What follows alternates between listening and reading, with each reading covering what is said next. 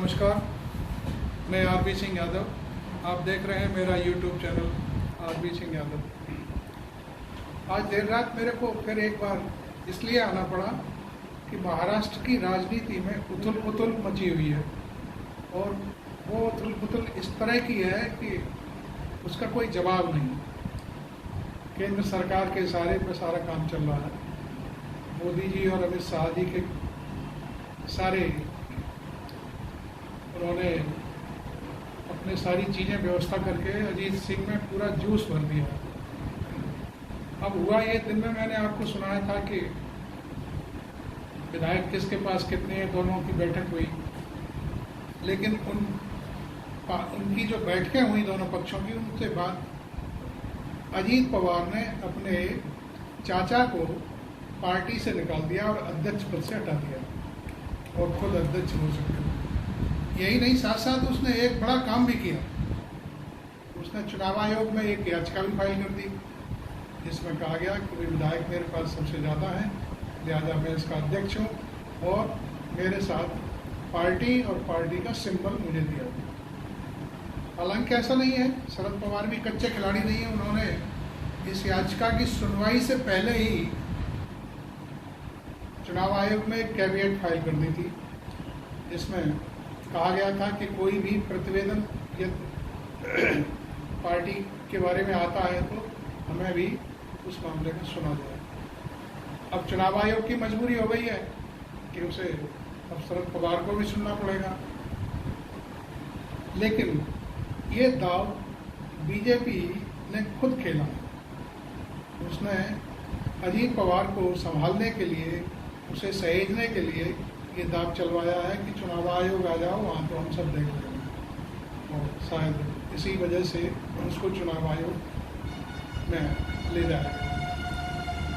इस बीच ये भी पता चला है कि अजीत पवार के पास उसकी बैठक में मात्र 29 विधायक पहुंचे थे, जबकि शरद पवार की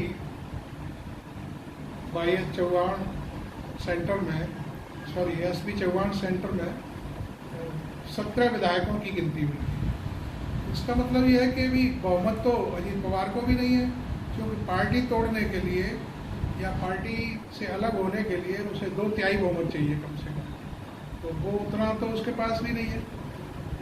अब केवल एक ही विकल्प बचता है, जो एक रूल्स रेगुलेशन है, संविधान में व्यवस्था है कि कोई भी पार्टी ये तोड़ना चाहता है तो उसे 2/3 विधायकों की अपने साथ लाने की जरूरत है।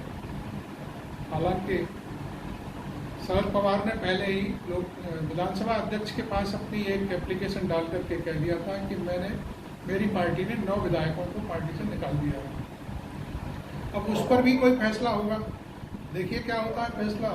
हालांकि हम पिछले रविवार से ही इस बात को कह रहे हैं कि शरद पवार की कोई भी बात ना तो चुनाव आयोग में सुनी जाएगी और ना विधानसभा अध्यक्ष में, क्योंकि वो सारा कंट्रोल भारत सरकार के पास है, केंद्र सरकार के पास है, और ख़ासतौर पर अमित शाह जो पार्टी के चाणक्य माने जाते हैं उनके पास है, प्रधानमंत्री के पास है। प्रधानमंत्री जो कहते हैं अमित शाह वही काम करवाते हैं।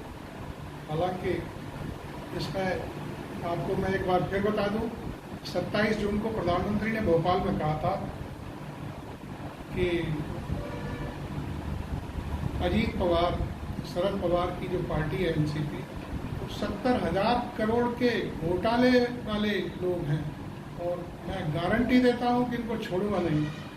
अब पता नहीं 5 दिन के बाद ही उन्होंने सबको जेल भेजने की बजाय भारतीय जनता पार्टी में शामिल कर दिया और साथ साथ उनको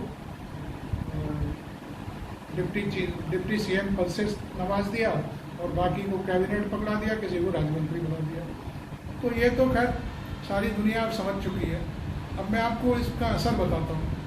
भले ही लिखापढ़ी में और कागजों पर NCP को तोड़ने का पूरा विकल्प तैयार कर लिया गया है, लेकिन आज जिस तरह से SP चौहान, वो YS चौहान सेंटर में जिस तरह से शरद पवार के साथ में पूरे प्रदेश के कार्यकर्ता का एक बड़ा हुजूम उपस्थित था, जिला अध्यक्ष विधायक और भी दूसरे टाइप के पदाधिकारी, इतनी भीड़ अजीत पवार की बैठक में नहीं थी। वहाँ केवल विधायक थे जो मिनिस्टर और पद के लिए लालच भरे जो है कदम उठा के घूम रहे थे, लेकिन शरद पवार के पास पब्लिक थी।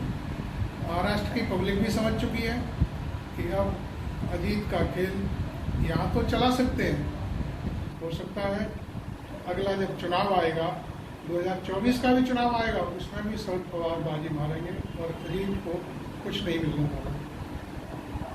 अब एक चीज और निकल के सामने आई है, जो शिवसेना थी और वो टूट करके 40 विधायक शिंदे के पास चले गए थे, शिंदे जब चीफ मिनिस्टर बने थे, तो अब अजीत पवार के आने से शिंदे गुट भी सशंकित हो गया है कि ये क्या हो रहा है। जब पार्टी ऑलरेडी हमारी सरकार चल रही थी, सारी चीजें थी, तो अजीत पवार को लाने का क्या मकसद है। तो शिंदे गुट इस समय अपने आप को बड़ी हेय दृष्टि से देख रहा है। वो कह रहा है कि जब वहां से 9 विधायक आए, 9 के 9 मिनिस्टर बन गए और हमारे 40 आए, उसमें से केवल चीफ मिनिस्टर बना और 1-2 लोगों को और बनाया गया। उनकी संख्या मेरे को मालूम नहीं है कितने मिनिस्टर बने थे, लेकिन उनको तो पहले ये लालच दिया गया था कि 40 के 40 बनाए जाएंगे मंत्री, लेकिन अब वो जो नहीं बन पाए हैं वो आज तक 1 साल होने जा रहा है। बेचारे तरस रहे हैं, भटकते कर रहे हैं कि हमको तो पूछा ही नहीं गया और शिंदे ने पूरी मलाई खा ली। तो ये सब चीज़ें ऐसा भी लग रहा है कि अब उद्धव ठाकरे कोई मीटिंग बुलाने वाले हैं, तो वो जो शिंदे के साथ पार्टी में छोड़ के गए हैं लोग, उनमें से कुछ लोग, 40 लोग हैं, उनमें से कुछ नहीं, काफ़ी तादाद में लोग उद्धव साहब के साथ आने की तैयारी में लगे हुए हैं। यह जानकारी मुझे रात को इसलिए देनी पड़ी कि वे आपको अपडेट करना था। देश की पब्लिक को ये पता रहना चाहिए कि देश में चल क्या रहा है। Thank you very much.